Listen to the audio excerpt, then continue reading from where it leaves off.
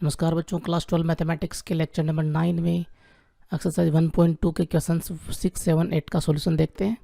Question number 6 कह रहा है, मान लीजिए ए बी दो सेट आपको दे रखे हैं, एक फंक्शन एफ डिफाइन है ऑर्डर्ड पेयर के रूप में ए से बी में। सिद्ध करना ये एक की है। एक की में एक का एक के साथ होता है रिलेशन। ए आप सेट जो आपके पास 1, 2, 3 एलिमेंट है, इसमें बी सेट डिफाइन है 4, 5, 6, 7 एलिमेंट्स है, और एफ जो डिफाइन है ऑर्डर्ड पेयर का एक सेट दे रखा है। 1 का रिलेशन 4 के साथ, 2 का 5 के साथ, और 3 का 6 के साथ। ठीक है, और ए से बी में डिफाइन है एफ, ए से बी में। अब यहाँ देखो F1 है ना, ए सेट का ऑर्डर पेयर में जो पहला एलिमेंट आता है वो डोमेन से आता है और दूसरा को डोमेन से आता है। तो F1 की जो वैल्यू है वो यहाँ पे 4 है।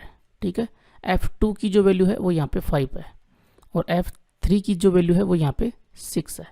अब डायग्राम में देखो, ये ए, ये बी, ये 1, 2, 3 एलिमेंट, और यहाँ 4, 5, 6, 7। ये तो साफ साफ दिख रहा है, 1 का रिलेशन 4 के साथ, 2 का 5 के साथ, और 3 का 6 के साथ। तो एक का एक के साथ साफ साफ दिख रहा है ना। तो प्रांत ए के प्रत्येक अवयव की सह प्रांत या कोडोमेन सह प्रांत बी में भिन्न भिन्न इमेज हैं या भिन्न भिन्न प्रतिबिंब हैं। ठीक है, भिन्न भिन्न इमेज हैं, तो अगर दो एलिमेंट की एक इमेज होती तो गड़बड़ हो जाती। तो यहाँ पर सभी की भिन्न भिन्न इमेज हैं, अतः एफ एक की है। ठीक है,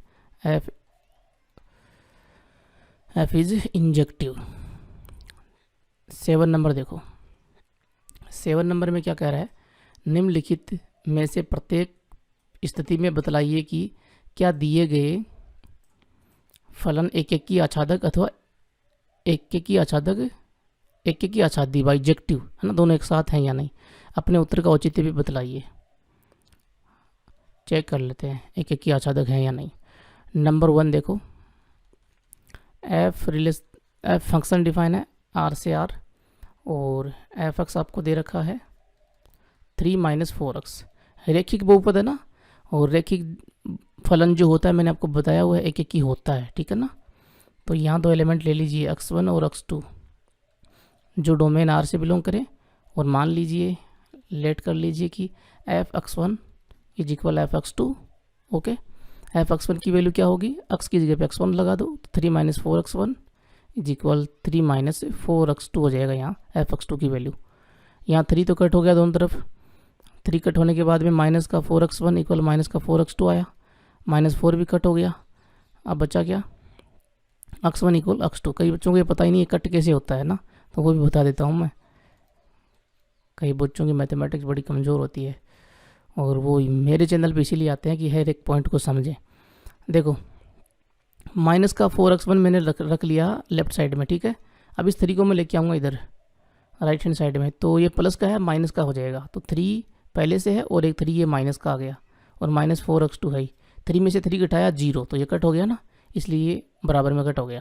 ठीक है, फिर बचा क्या, माइनस का 4x1 is equal to minus का 4x2। इस -4 का मैं भाग लगा दूँ इधर, तो यहाँ से कट होके नीचे आ जाएगा। अब -4 का भाग जाएगा तो एक बार जाएगा। ठीक है, तो x1 इक्वल्स टू x2 आ गया, आपको मिल गया। तो एफ एक की है, एफ इज़ 1 फंक्शन।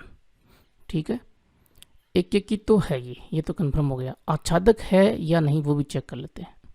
तो आच्छादक के लिए हम यहाँ पर ऑन टू उसको चेक करते हैं। तो एफ जो आर से आर में डिफाइन है, और एफ एक्स आपको दे रखा है 3 - 4x। इसके बराबर में y ले लूँ, y जो है कोडोमेन से आ रहा है, इस कोडोमेन r से आ रहा है। अब x की वैल्यू हमको निकालनी होती है, मैंने आपको बताया हुआ है, अगर आप पीछे के लेक्चर्स देखते आ रहे हो तो। ये r और ये r है, डोमेन में यहाँ x होगा और कोडोमेन में यहाँ y। ठीक है, तो इस y की वैल्यू हम कोडोमेन से पुट करें। आच्छादक का मीनिंग क्या होता है कि y जो है यहाँ पे जितने भी y हैं, रियल नंबर जितनी भी हैं, उन सब के लिए एक प्रीमेज, एक पूर्व प्रतिबिंब डोमेन में मौजूद हो। तो इस y की वैल्यू रियल नंबर से अपन पुट करते जाएंगे यहाँ पे, ठीक है, और अक्स की वैल्यू जो वो डोमेन में आनी चाहिए। तो उसके लिए हमको अक्स की वैल्यू निकालनी पड़ेगी, दैट मीन्स अक्स के बराबर वाई को लाना पड़ेगा। तो अक्स बराबर क्या होगा, देखो वाई ये 3 आएगा वाई की तरफ, माइनस का 3 और -4 का लगेगा भाग, सही बात है। दैट मीन्स अक्स इक्वल, मैं माइनस कॉमन ले लूँ या ऊपर नीचे माइनस से मल्टीप्लाई कर दूँ तो नीचे तो बन जाएगा 4, ऊपर 3 माइनस वाई हो जाएगा, निशान बदल जाएंगे। तो अक्स बराबर आया 3 माइनस वाई अपॉन 4।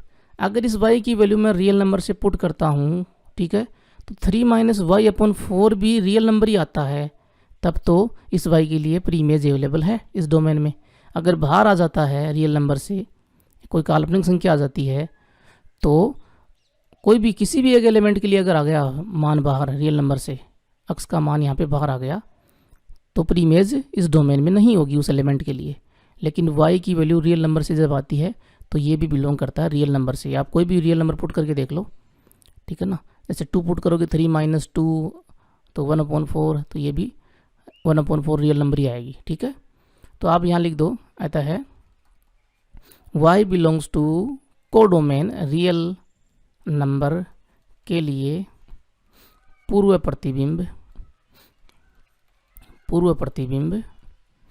अक्स इक्वल 3 माइनस वाई अपॉन 4, ये बिलोंग कर रहा है आर में, ठीक है, में विद्यमान है जिसके लिए या ताकि एफ एक्स बराबर क्या है, एफ एक्स बराबर वापस वाई होना चाहिए, क्योंकि एफ एक्स का बराबर वाई का मीनिंग है इस अक्स के लिए इमेज भी तो होनी चाहिए ना। अक्स के लिए इमेज वाई है तो वाई के लिए प्री इमेज अक्स की वैल्यू हो जाएगी, ठीक है। तो एफ एक्स बराबर क्या हो जाएगा, यहाँ पे देख लो, एफ एक्स बराबर 3 माइनस 4 अक्स, और अक्स की जगह पे अपन पुट करेंगे ये वैल्यू, यहीं से तो निकालिए वाई की वैल्यू, तो ये वापस वाई हो जाएगा, ठीक है ना भाई। एफ एक्स में 3 माइनस 4 अक्स है, अक्स की जगह पे ये वैल्यू पुट कर दो 3 माइनस वाई अपॉन 4, वाई आ जाएगा मान, ओके। तो ये आच्छादक भी है, तो एफ ऑन टू है, आच्छादक है, ओके। सेकेंड नंबर देखो, इसमें सेकेंड नंबर फंक्शन जो डिफाइन है वो देखो, आर से आर डिफाइन है, और साथ में एफ एक्स आपको क्या दे रखा है, एफ एक्स आपको दे रखा है 1 प्लस अक्स स्क्वायर, 1 प्लस अक्स स्क्वायर। 1 प्लस अक्स स्क्वायर जो है ना बच्चों, वो हमेशा पॉजिटिव रिजल्ट ही तो देगा ना। अक्स स्क्वायर पॉजिटिव है और ये 1 भी पॉजिटिव है, दो पॉजिटिव का जो योग होता है वो पॉजिटिव आएगा, ठीक है। तो ये रियल नंबर और ये कोडोमेन रियल नंबर। अब देखो यहाँ पर ये पॉजिटिव है, यानी कि कोडोमेन में रेंज जो है वो पॉजिटिव है, तो नेगेटिव कहाँ जाएंगे, नेगेटिव के लिए कोई प्री इमेज अवेलेबल नहीं होगी, सिर्फ पॉजिटिव का रिलेशन जो है ना, पॉजिटिव जो वैल्यूज़ है ना कोडोमेन में वही इमेज बन रही हैं, नेगेटिव वाली नहीं बन रही। तो इन नेगेटिव के लिए प्री इमेज अवेलेबल नहीं है डोमेन में, दैट मीन्स ये आच्छादक तो नहीं होगा। अब ये एक एक की है या नहीं वो भी देख लेते हैं। तो ये पॉजिटिव दे रहा है, तो रियल नंबर डोमेन में नेगेटिव वैल्यू भी होती है ना, और पॉजिटिव भी होती है। जैसे मैं कहूँ कि -2 और 2 जो है वो दोनों बिलोंग करती हैं रियल नंबर से, करती है ना, और -2 इक्वल तो नहीं होता 2 के, नहीं होता, ठीक है। यहाँ -2 और 2 दोनों है। अब इन दोनों के लिए एक ही इमेज बनेगी, देखो कैसे बनेगी। लेकिन एफ -2 निकालो, तो अक्स की जगह पे -2 पुट करो, तो 1 प्लस -2 का स्क्वायर, -2 का स्क्वायर 4 होता है, 4 + 1 5, और एफ 2 निकालेंगे तो वो भी 1 + 2 का स्क्वायर 5 ही आएगा, ठीक है। तो अपन बोल रहे हैं यहाँ पे, यहाँ -2 नॉट इक्वल 2, लेकिन फिर भी आपको क्या मिल रहा है, f -2 इक्वल f2, उसकी वैल्यू 5 है। दैट मीन्स 5 के साथ में इन दोनों का रिलेशन है। तो -2 और 2 के लिए 5 जो है वो इमेज है, और दो अलग अलग एलिमेंट के लिए एक इमेज है, तो ये बहु एक ही हुआ ना।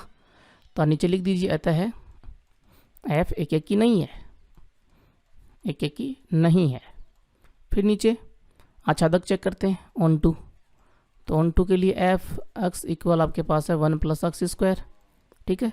आप चाहो तो डायरेक्ट कोई वैल्यू लो नेगेटिव में, क्योंकि मैंने आपको बता दिया कि नेगेटिव के लिए कोई भी प्री इमेज अवेलेबल नहीं है, ठीक है। आच्छादक जब हम प्रूव कर रहे हैं तो कोई भी नेगेटिव वैल्यू ले लो इसमें। तो मैं जैसे लेता हूँ माइनस, पहले इसकी वैल्यू निकालो, चलो वाई के बराबर 1 प्लस अक्स स्क्वायर, तो अक्स की वैल्यू क्या होगी, अक्स बराबर हो जाएगा y -1 उसका रूट और प्लस माइनस, ठीक है भाई। 1 plus x square equals to y है, तो एक्स स्क्वायर इक्वल्स टू होगा वाई माइनस 1, और दोनों तरफ रूट करेंगे तो x equal plus minus y minus 1 का रूट। अब वाई की वैल्यू नेगेटिव जैसे मैं रखता हूँ, ठीक है, मैंने -1 ही रख दी मान लो, तो ये काल्पनिक वैल्यू होगी, ठीक है। तो यहाँ y इक्वल -1 के लिए x equal plus minus root -1 that means plus minus -2 का रूट। तो ये काल्पनिक संख्या ना, तो ये बिलोंग नहीं कर रहा किससे, डोमेन से। जब ये डोमेन से बिलोंग नहीं कर रहा है, इसका मीनिंग ये हुआ कि y इक्वल -1 के लिए डोमेन में प्री इमेज अवेलेबल नहीं है, ये बाहर आ रही है, काल्पनिक संख्या आ रही है, तो ये not belongs to real number, ठीक है। तो नीचे लिख दो y -1 के लिए प्रांत में पूर्व प्रतिबिंब विद्यमान नहीं है, प्रांत R में पूर्व प्रतिबिंब या प्री इमेज पूर्व प्रतिबिंब विद्यमान नहीं है, एग्जिस्ट नहीं करता, विद्यमान नहीं है। तो एक भी एलिमेंट आपको मिल जाता है जिसके लिए प्री इमेज अवेलेबल नहीं होती है, तो वो आच्छादक नहीं होता फंक्शन। तो f आच्छादक नहीं है, ऑन टू नहीं है, ठीक है। नंबर 1 एक एक की आच्छादक दोनों था, सेकेंड नंबर ना तो एक एक की है नहीं आच्छादक। नेक्स्ट देखो क्वेश्चन नंबर 8। मान लीजिए कि ए तथा बी दो समुच्चय हैं, ए और बी दो सेट हैं, सिद्ध करना है, प्रूफ करना है एफ ए क्रॉस बी से बी क्रॉस ए में फंक्शन डिफाइन है इस प्रकार है कि एफ ए कोमा बी का ordered pair is equal B comma A का ऑर्डर्ड पेयर एक एक की आच्छादकी फलन है, बाइजेक्टिव फंक्शन है, 1 1 ऑन टू फंक्शन है, ये आपको प्रूफ करना है। ये क्वेश्चन आपको काफ़ी ज़्यादा हार्ड लग रहा होगा, लेकिन ये इंपॉर्टेंट क्वेश्चन है और बहुत ही आसान क्वेश्चन है। आसान कैसे है देखिए, समझते हैं इसको, थोड़ा सा प्रैक्टिकली समझते हैं, ठीक है। एक बार प्रैक्टिकली समझ लिया फिर आपको इतना आसान लगेगा ये कि आँख बंद करके सॉल्यूशन कर दोगे। देखो ए सेट मान लेते हैं, यहाँ पर सेट तो देर नहीं रखे हैं, ए और बी इतना ही कर रखा है, अंदर एलिमेंट क्या है हमको पता नहीं है। तो मान लो कि ए सेट जो है उसमें एलिमेंट है, ए है तो A1 और A2 ले लेते हैं, और बी सेट में एलिमेंट मान लेते हैं B1 और B2, ठीक है। दो एलिमेंट अपन ने ले लिए, क्योंकि ए क्रॉस बी कार्टेशियन प्रोडक्ट है, ए क्रॉस बी है ना, तो हमको निकालना पड़ेगा। कार्टेशियन प्रोडक्ट में ऑर्डर्ड पेयर होते हैं, जितने भी ऑर्डर्ड पेयर हैं वो सब एलिमेंट बनेंगे, ठीक है। अब ऑर्डर्ड पेयर यहाँ पर ऐसे बनेंगे जिसमें फर्स्ट एलिमेंट जो है वो ए सेट से आएगा और सेकंड एलिमेंट बी सेट से आएगा, अगर हम ए क्रॉस बी निकाल रहे हैं तो पहले तो ये देखो ऑर्डर्ड पेयर कितने बनेंगे, 2 एलिमेंट ए में 2 एलिमेंट बी में, तो 2 दूनी 4 बनेंगे। तो ये जैसे ये 1 हो गया, ये सेकंड नंबर, ये थर्ड नंबर, ये फोर्थ नंबर, ये सब एलिमेंट होंगे ए क्रॉस बी के, ठीक है। अब निकालते हैं, तो फर्स्ट एलिमेंट ए से ले लो तो A1 मैंने ले लिया, कोमा यहाँ सेकंड एलिमेंट बी से तो B1 ले लिया, फिर A1 B2, फिर A2 B1, फिर नेक्स्ट A2 B2, ठीक है। ये A क्रॉस बी होगा। अब अगर हमको B क्रॉस ए निकालना है तो B क्रॉस ए में क्या होगा, ये ऑर्डर्ड पेयर जो है इनकी पोजीशन एलिमेंट की चेंज कर दो, है ना। फर्स्ट एलिमेंट सेकंड बना दो, सेकंड फर्स्ट बना दो, क्योंकि B क्रॉस ए निकाल रहे हैं, जस्ट इसका उल्टा कर रहे हैं ना। तो B1 A1, यहाँ पर देखो B2 A1, फिर यहाँ देखो नेक्स्ट B1 A2, फिर नेक्स्ट B2 A2, ठीक है। बी के जो एलिमेंट हैं वो पहले आ गए और ए के बाद में। अब देखो बच्चों, डायग्राम से समझते हैं इस फंक्शन को।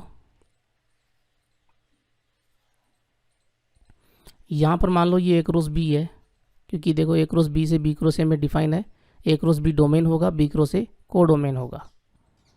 तो अब मैं को डोमेन बनाता हूँ, ये बी क्रॉस ए है, को डोमेन, ये डिफाइन है फंक्शन, ठीक है। ए क्रॉस बी में एलिमेंट है A1 B1, तो मैं लिख लेता हूँ A1 B1 का ऑर्डर्ड पेयर, फिर A1 B2 का ऑर्डर्ड पेयर, ठीक है, फिर A2 B1 का, A2 B1, फिर A2 B2 का, फिर बी क्रॉस ए में जस्ट इनके उल्टे ही तो है, that means B1 A1, B2 A2, B2 A1 और B1 A2 और B2 A2, ठीक है। ये ऑर्डर्ड पेयर है। अब फंक्शन जो डिफाइन है उसको समझते हैं। फंक्शन कह रहा है एफ कि ए क्रॉस बी डोमेन से बी क्रॉस ए डोमेन को डोमेन में डिफाइन है, और एफ ए कोमा बी का ऑर्डर्ड पेयर जो वो ए क्रॉस बी से आएगा ना, ए कोमा बी का ऑर्डर्ड पेयर ये इनपुट है ना, तो जैसे यहाँ पर A1 B1 A1 B2 ये सब पुट करेंगे इनकी जगह पे, तो हमको आउटपुट क्या मिल रहा है बच्चों, देन हमको आउटपुट मिल रहा है जस्ट इसका उल्टा। देखो A कोमा B हमने डाला तो हमको B कोमा A मिला, ठीक है ना, ordered pair of B comma A मिला हमको, तो B A की जगह पे A B की जगह पे मिला। दैट मीन्स अगर हम A1 B1 डालेंगे फंक्शन में इनपुट में तो हमको B1 A1 मिलेगा, तो A1 B1 का जो ऑर्डर्ड पेयर है उसका रिलेशन B1 A1 के ऑर्डर्ड पेयर के साथ है कोडोमेन में, ठीक है। ऐसे ही इसका उल्टा क्या है, सेकेंड नंबर जो ऑर्डर्ड पेयर है उसका उल्टा देखो ये इसके सामने है, थर्ड नंबर भी इसके सामने है, फोर्थ नंबर भी इसके सामने है। तो ध्यान से देखो एक का एक के साथ में आ रहा है और कोडोमेन में कुछ भी खाली नहीं है, दैट मीन्स ये एक की आच्छादक फलन है, ठीक है। अब इसको मैथमेटिकली कैसे प्रूव करेंगे वो समझ लेते हैं, थ्योरेटिकल कैसे लिखेंगे। देखो ध्यान से, जब भी हम एक एक की प्रूव करते हैं किसी फंक्शन को, 1 1 हम प्रूव करते हैं, तो आपको पीछे याद होगा कि जैसे एफ किसी सेट ए से बी में डिफाइन था और एफ एक्स आपके बराबर कुछ वाई दिया हुआ था, ठीक है। तब हमने एक एक की जब प्रूव किया था तो हमने बोला था कि हम मान लेते हैं कि f x one is equal f x two, और उससे हमको अगर मिल जाता है क्या, x one is equal x two. X one is equal x two हमको मिलता है जब हम f x one is equal to f x two मानते हैं, तो वो फंक्शन एक एक ही होता है। सही बात है, इसमें कुछ गड़बड़ नहीं है। तो बिल्कुल यहाँ भी ऐसा ही होने वाला है। हम दो एलिमेंट x1 और x2 डोमेन से लेंगे A क्रॉस B से, और वो x1 और x2 क्या होंगे, ऑर्डर्ड पेयर होंगे, ठीक है। तो कोई भी दो ले लो, जैसे मैंने कहा कि A1 B1 ले लिया और A2 B2 ले लिया, तो A1 B1 और A2 एंड A2 B2, ये दोनों ऑर्डर्ड पेयर दो एलिमेंट हैं A क्रॉस B के। जैसे यहाँ x1 और x2 डोमेन के एलिमेंट होते हैं ना A के, तो इन दोनों को मैंने ले लिया A क्रॉस B से, ठीक है। अब मैं क्या करता हूँ, मानता हूँ कि माना एफ ए कोमा बी की जगह पे A1 B1 पुट करो, A1 B1 is equal F A2 B2, ठीक है। ये दो जो कोडोमेन में एलिमेंट हैं वो बराबर हैं, और इनके बराबर क्या होगा, कोडोमेन में A1 B1 इनपुट डाल रहे हैं तो उसका आउटपुट हमको क्या मिलता है। जैसे यहाँ देखो ए बी हम इनपुट डालते हैं तो हमको जस्ट इसका उल्टा मिलता है, तो यहाँ भी इसका उल्टा मिलेगा, तो हमको मिलेगा B1 A1, सही है। और यहाँ A2 B2 डालेंगे इनपुट में फंक्शन में, तो आउटपुट क्या मिलता है, B2 A2, जस्ट इसका उल्टा जैसे यहाँ पर मिल रहा था, ठीक है। लेकिन बच्चों हमको प्रूफ क्या करना है, अब ध्यान से देखो, f x one is equal to f x two है, तो अंदर वाला जो इनपुट है वो दोनों बराबर होने चाहिए, ये हमको प्रूव करना होता है। तो यहाँ अंदर वाले जो इनपुट हैं A1 B1 का ऑर्डर्ड पेयर और A2 B2 का ऑर्डर्ड पेयर, ये दोनों इक्वल होने चाहिए, ये हमको प्रूव करना है, ठीक है ना। इसको साथ लेके चलेंगे। यहाँ इक्वल क्या आ रहा है, देखो B1 A1 is equal B2 A2, दिख रहा है, ये इक्वल आ रहे हैं। हमको ये A1 पहले चाहिए है ना, B1 की पोजीशन पे। तो ऑर्डर्ड पेयर का एक रूल होता है बच्चों, ऑर्डर्ड पेयर में जब दो ऑर्डर्ड पेयर इक्वल होते हैं तो वहाँ पर जो संगत अवयव होंगे, यानी कि पहला पहले के साथ दूसरा दूसरे के साथ बराबर होगा। That means B1 is equal B2 होगा, ये B1 B2 के बराबर एंड ये A1 A2 के बराबर। हम वापस इनका ऑर्डर्ड पेयर बना सकते हैं, अगर आपको ये दे रखा है तो वापस ऑर्डर्ड पेयर बना सकते हैं, ठीक है। अब यहाँ देखो A1 इज इक्वल A2, इसको मैं पहले लिख लेता हूँ भाई, राम और श्याम लिखो चाहे श्याम और राम लिखो, ठीक है।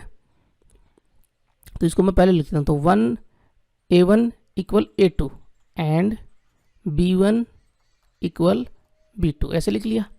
अब इनका वापस ऑर्डर्ड पेयर बना दो, तो ऑर्डर्ड पेयर क्या बनेगा, A1 B1 is equal A2 B2। देख लो वापस वही वैल्यू आएगी कि A1 जो वो A2 के बराबर होगा, ठीक है, और B1 B2 के बराबर होगा, संगत अवयव बराबर होंगे ना वापस अगर हम ये वैल्यू लेंगे तो। जी हाँ, तो ये ऑर्डर्ड पेयर बन गया, और यही हमको चाहिए था, A1 और B1, A1 B1 का ऑर्डर्ड पेयर A2 B2 के ऑर्डर्ड पेयर के बराबर हो, वो आ गया। तो एफ एक एक ही है, 1 1 है, ठीक है। अब इसको ऑन टू कैसे प्रूव करेंगे, तो ऑन टू में तो कुछ करना ही नहीं है, आपको साफ साफ दिख रहा है यहाँ पे देखो कि B1 A1 के लिए प्री इमेज अवेलेबल है A1 B1, B2 A1 के लिए प्री इमेज अवेलेबल है A1 B2, ठीक है। तो इन सब के लिए प्री इमेज जस्ट इसकी उल्टी अवेलेबल है। तो अगर मैं कोई एलिमेंट B कोमा A लेता हूँ, है ना, कोडोमेन से B कोमा A लेता हूँ, उसके लिए प्री इमेज जस्ट उसकी उल्टी अवेलेबल है, ठीक है। तो अगर मैं B कोमा A लेता हूँ B क्रॉस A से, तो इसके लिए पूर्व प्रतिबिंब pre image A comma B, just element की उल्टी, ठीक है ना, उल्टा ordered pair A comma B, ये बिलोंग करता है A क्रॉस B डोमेन में है। और उसके लिए होना क्या चाहिए, जैसे एफ एक्स बराबर वाई करते हैं ना, तो यहाँ एफ एक्स की जगह पे तो A कोमा B था, उसकी जगह पे एफ A कोमा B बराबर हो जाएगा B कोमा A का ऑर्डर्ड पेयर, ठीक है ना, B कोमा A का ऑर्डर्ड पेयर। और ये तो वैसे ही है बराबर, क्वेश्चन में दे रखा है, तो सब सही है। देखो एफ A comma B equal B comma A, ठीक है, तो ये बराबर होता है जी, क्वेश्चन में ही है ना, तो ऑन टू है, एफ ऑन टू है बस। तो बच्चों क्वेश्चन 6, 7, 8 का सॉल्यूशन हो गया कंप्लीट। नीचे आप लिख देना इसमें कि एफ एक की आच्छादक है, बाइजेक्शन फंक्शन है, ठीक है ना। और लेक्चर आपको कैसे लग रहे हैं वो ज़रूर बताना जी। थोड़ा सा टाइम जो है मैं ज़्यादा लेता हूँ, ठीक है ना, समझाने में, क्योंकि मुझे ऐसा लगता है कि आपको समझ में कम आ रहा है, पता नहीं क्यों लगता है। और उससे क्या है कि जो कमज़ोर से कमज़ोर बच्चा है, जिसको मैथमेटिक्स कम समझ में आती है, वो भी मुझसे जुड़ा रहे। और इसी आशा के साथ में मैं लेक्चर बनाता हूँ, इसी उम्मीद के साथ। तो चैनल को सब्सक्राइब ज़रूर करना बच्चों, और वीडियो को लाइक तो करना ही करना है, सब शेयर ज़रूर करें, शेयर करेंगे थोड़े सब्सक्राइबर बढ़ेंगे और सबको पता चलेगा नए बच्चों को। तो शेयर करते रहें ग्रुप्स में, सपोर्ट करें प्लीज़, आप लोगों की सपोर्ट की बहुत आवश्यकता है इस चैनल को। थैंक यू, जय हिंद।